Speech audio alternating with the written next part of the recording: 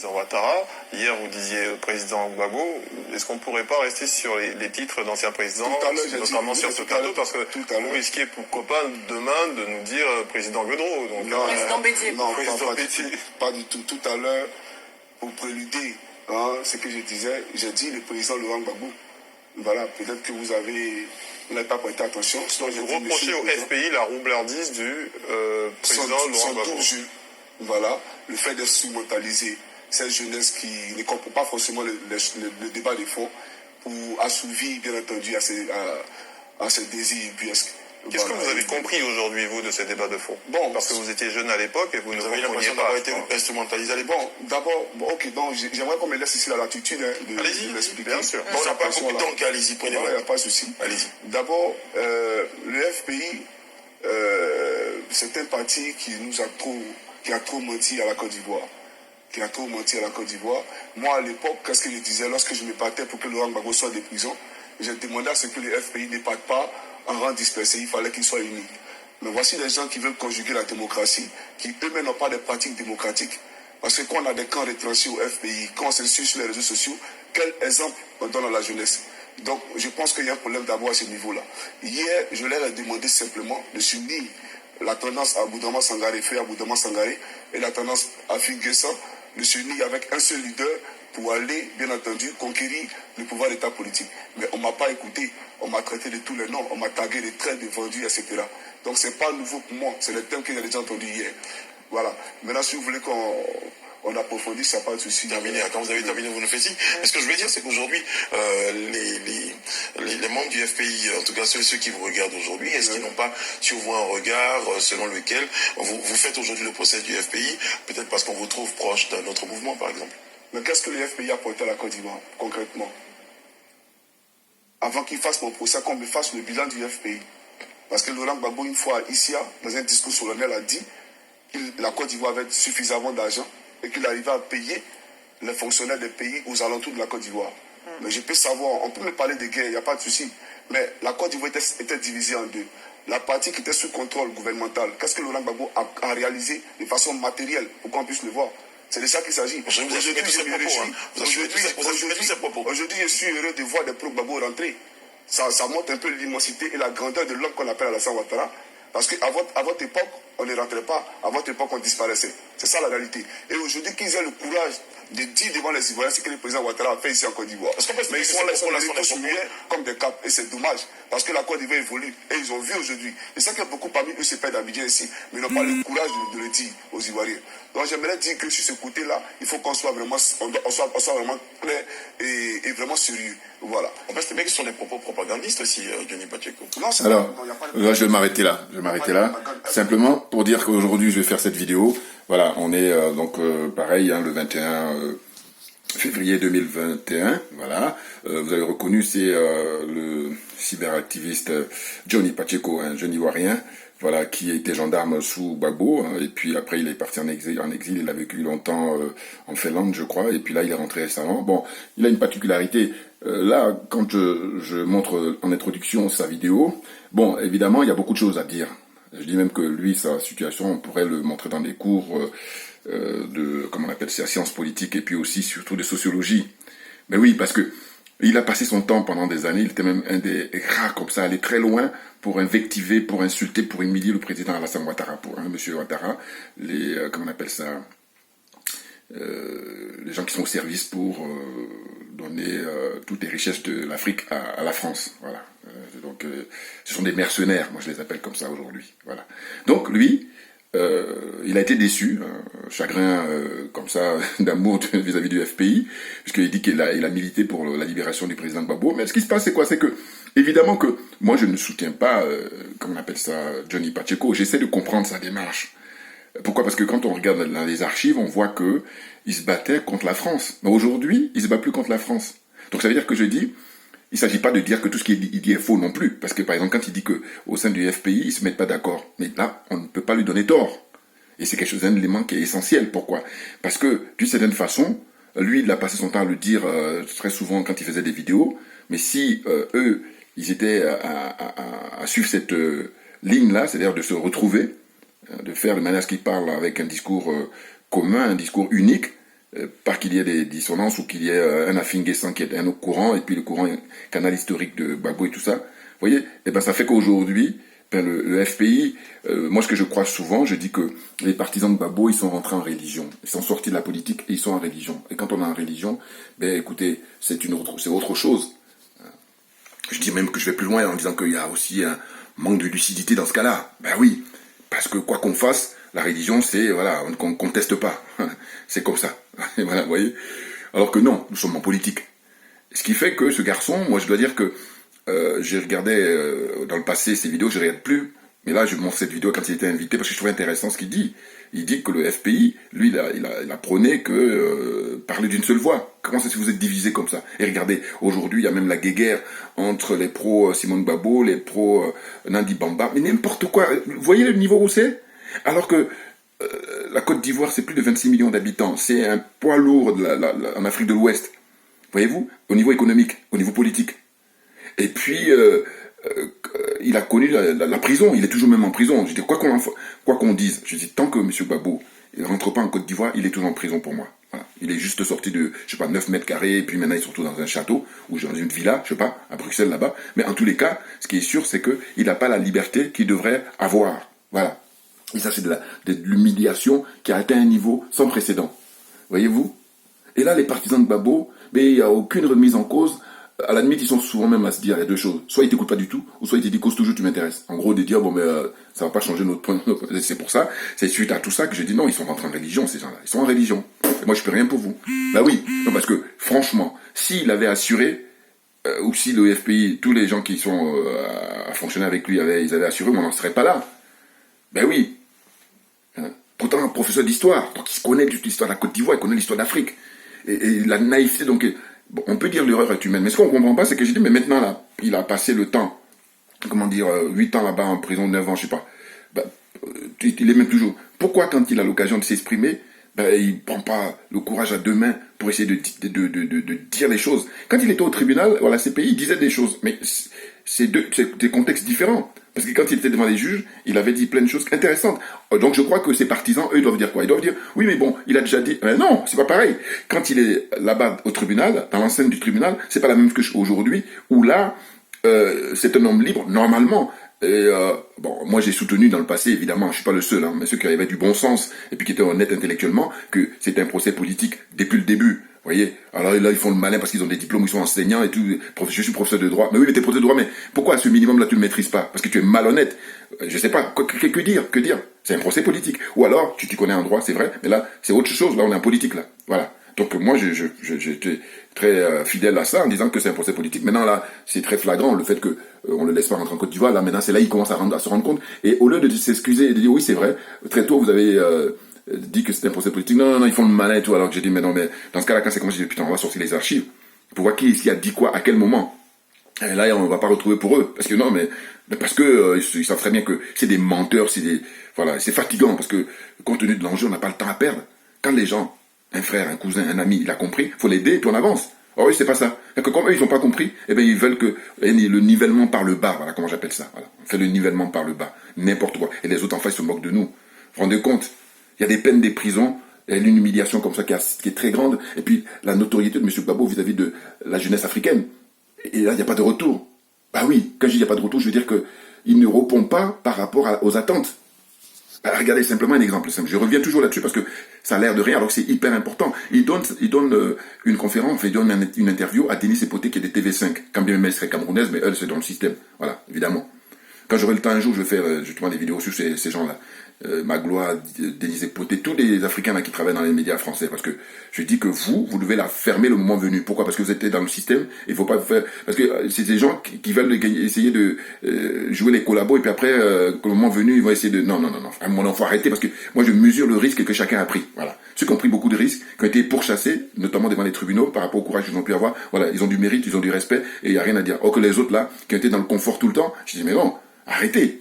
Eh oui. Vous n'avez pas gagné le match aller et puis gagné le match retour. Surtout qu'on a la preuve que vous n'avez pas pris de risque. C'est tout ce que j'ai ajouté par rapport à ça.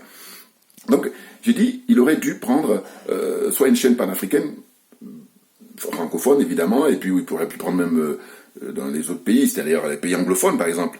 Hein, il y en a, ça n'existe. Mais il pourrait même faire le pompon, enfin vraiment le top des tops, c'était de prendre les jeunes du FPI, et puis il le filme, et il donne son opinion. Tout ce qu'il a dit à Denis Hipoté, il dit ça à une petite chaîne là, et puis eux, ils allaient monnayer ça. Et c'est quelque chose qui est beaucoup plus intéressant, plus marquant, plus digne, voilà. Or là, il fait dans des chantiers battus, voilà. Donc je dis, monsieur, il est éternellement dans une naïveté de l'Africain, même s'il trouve que c'est plus fort que lui. C'est la vieille école, puis on veut rien lâcher, hein. C'est-à-dire qu'on veut pas laisser la place à la jeunesse, parce que rappelez-vous, lors de l'interview, on lui posait des questions, quand est-ce que vous voulez raccrocher? Il dit non, lui, Konan Bédié, Ouattara, tout ça, non, eux, tant qu'ils sont vivants, voilà. Et donc c'est de la marmaille, on est dans la marmaille. Ah ben oui, on est dans l'informel. Non, parce que on ne peut pas contester M. Ouattara en disant qu'il n'a pas droit au troisième mandat. Et puis là, maintenant, on dit, bon, mais on va quand même aller faire les élections législatives. Mais n'importe quoi, tout est mélangé.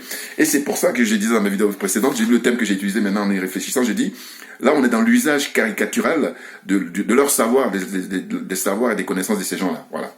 Ils font un usage c'est caricatural. Mais n'importe quoi. Il faut éclairer le peuple. Et là, il faut avoir une intégrité morale et intellectuelle pour pouvoir élever le peuple. Or là, vous faites plaisir à vous-même, mais en fait c'est très restreint, c'est trop léger. Voilà. Vous voyez? Donc là, ce que je voulais dire par rapport à Johnny Pacheco, c'est de dire que il se trouve dans une situation où il a combattu la France-Afrique, mais là c'est fini. Le fait de rejoindre le camp de Ouattara, alors on a vite compris que c'est pour le matériel, hein, évidemment. Bon, la matière, il n'est pas original, mais c'est malheureux parce qu'on en est rendu là. Et je dis que c'est la société qui change l'homme.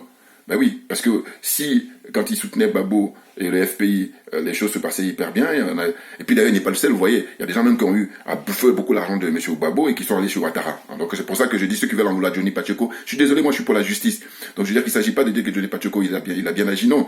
Il s'agit simplement, si on veut commencer à l'accuser, eh ben les autres, qu'est-ce qu'ils auront à payer alors, puisque lui il n'a pas bouffé l'argent de Gbagbo, en tout cas jusqu'à preuve du contraire. Tandis que des gens comme, comment il s'appelle, Assid Djedje, qui était ministre des Affaires étrangères de Gbagbo. Des gens comme l'ancien chef d'état-major, qui a été nommé maintenant ambassadeur par M. Ouattara depuis fort longtemps, qui est encore Alain Toussaint, voilà, récemment là. Alors lui, par contre, son parcours n'est pas assez étrange, enfin n'est pas très étonnant, parce que il a été d'abord à un moment donné, il y a longtemps, avec Ouattara, maintenant il est venu avec Gbagbo, donc c'est un opportuniste de première classe, voilà. Des gens comme ça, moi ils n'ont aucun mérite, aucun respect. Je veux dire quoi, alors là, je veux dire, de toute façon moi lui je l'ai chopé un jour, je vous dis à la place de la Bastille, puis je lui ai posé une question et sa réponse tout de suite, j'ai compris son état d'esprit. Ce que je lui disais à l'époque, je lui disais mais écoutez, pourquoi M. Gbagbo là-bas à la CPI parle pas notre langue? Voilà, comme ça c'est du lourd. Et puis j'ai dit il devait s'habiller en tenue africaine, ce qu'a pu faire par la suite Blé Goudé. Mais sinon, tous les deux, au départ, ils étaient en costume cravate. Alors, Blé Goudé, lui, voilà, il a évolué positivement. Mais là, M. Gbagbo, il est toujours resté en costume cravate. Alors que, si on regarde les images d'archives, on voit que M. Gbagbo, quand il était dans l'opposition, et puis même quand il était président, il portait des tenues africaines. Donc moi, ce que je lui reproche, c'est de dire, mais il y a un problème là, parce que tu parles d'indépendance, tu parles de souveraineté. Mais commence déjà par les minimums. Oh, le mec, comment dire ça? Il trouve pas qu'important les trucs, et puis il y a des gens qui l'entourent aussi, putain, c'est ça qui me tue. C'est des minimums, ça mange pas de pain. Et pourtant, c'est des lourds. Par contre, ça a l'air d'être minimum, mais c'est lourd. Au niveau de la portée dans l'esprit comme ça des gens. Vous voyez? Donc, qu'est-ce qu'il m'a répondu à l'époque, Alain Toussaint? Il m'a dit, non, M. Gbagbo est un progressiste. Regarde-moi des gens comme ça. Voilà. Et là, quand il a dit ça, je me souviens toujours, j'ai eu une pensée pour les jeunes qui sont morts dans les événements de 2010-2011. Ah oui, parce que je dis, mais qu'est-ce qui me sort des mots barbares, là? Gbagbo est un progressiste. Ben oui, parce que eux, c'est le type même que je critique en permanence en disant, voilà des intellectuels, voilà, qui sont dans, justement, que je dis, l'usage caricatural de leur connaissance et de leur savoir. Mais bien entendu, non mais franchement, va faire autre chose. Écris des bouquins, fais des conférences, tout ce que tu veux, mais viens pas là, jouer les conseillers alors que tu es un opportuniste. Et là, alors là aussi, pareil, lui aussi, il n'est pas original, mais ils sont nombreux, ils sont très nombreux. Et c'est pour ça qu'on n'est pas sorti de l'auberge. Eh oui, c'est très clair.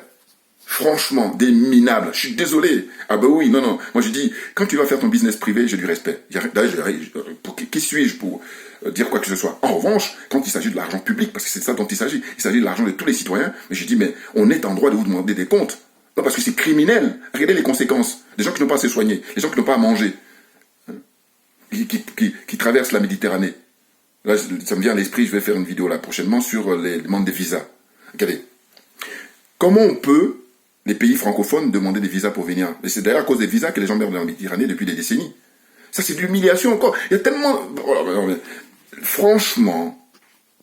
Ah non, mais c'est incroyable, hein. Donc là, l'actualité, c'est évidemment la situation sanitaire du Premier ministre. Alors, on a appris qu'il a été remplacé, le Premier ministre Ahmed Bakayoko, qui a été remplacé par M. Hachi.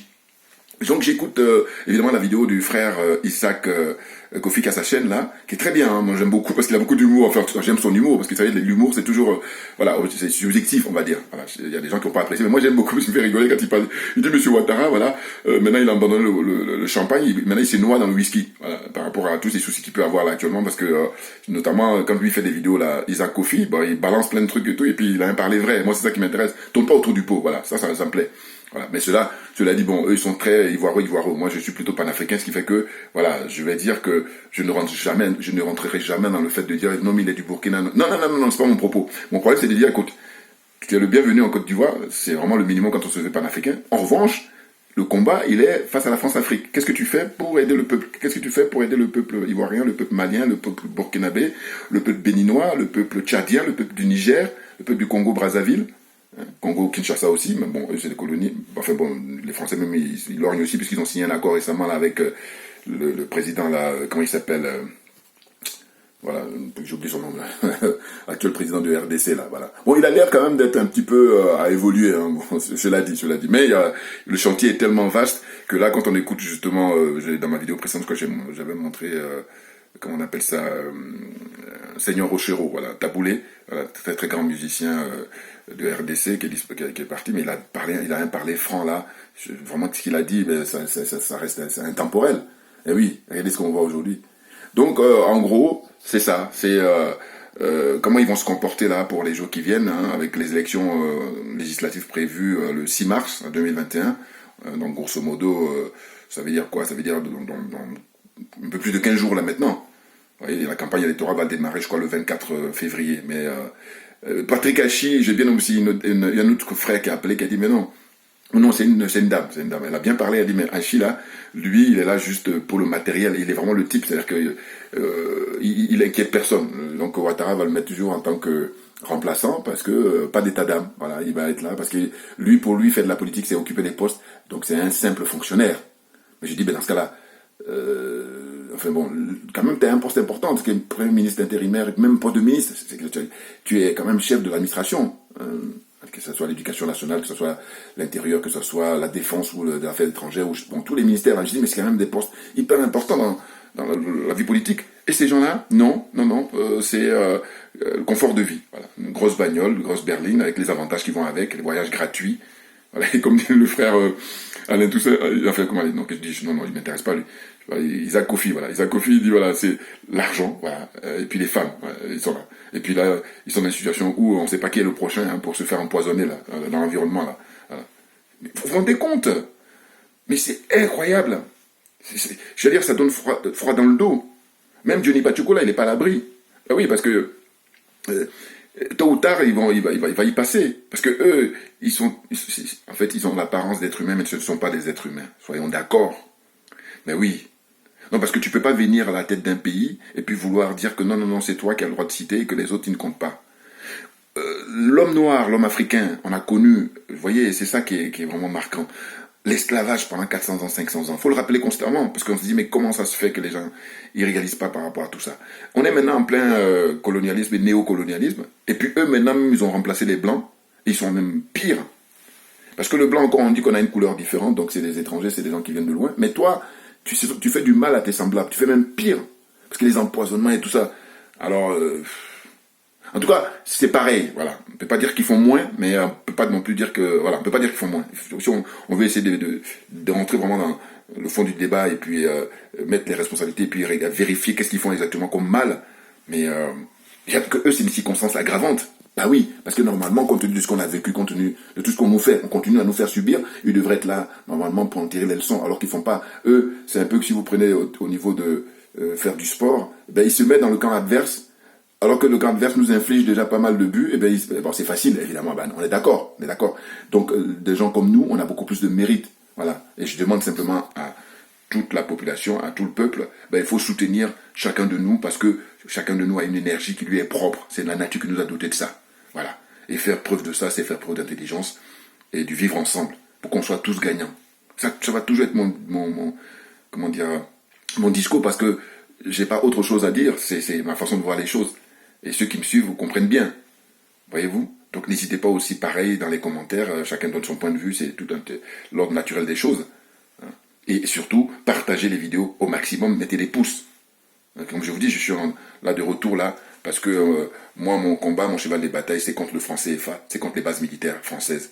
Voilà, je suis en train de réfléchir actuellement là, sur un panneau, pour faire un peu à l'image de sur le franc CFA là, concernant les bases militaires françaises qui doivent être fermées définitivement, parce que ce sont ces bases-là qui sont à l'origine de nos malheurs. Et d'ailleurs, je me réjouis que l'émission d'hier de Isaac Kofi, la plupart des gens qui appelaient, ils parlaient des bases militaires françaises. Voilà. Parce qu'autrement, si on ne mentionne pas ça constamment dans nos discussions, base militaire française d'abord, franc CFA ensuite, mais je dis que quand les autres jouent en division d'honneur, ou enfin en tout cas en première division, nous on est là, on est un amateur. Donc vous comprenez bien qu'on est trop loin du compte. J'ai même envie de dire même qu'on est hors sujet. Alors qu'on a du potentiel, on a du recul, on a de l'expérience. Donc là, c'est incompréhensible. J'ai cassé comme ça, tout le monde rentre en psychiatrie.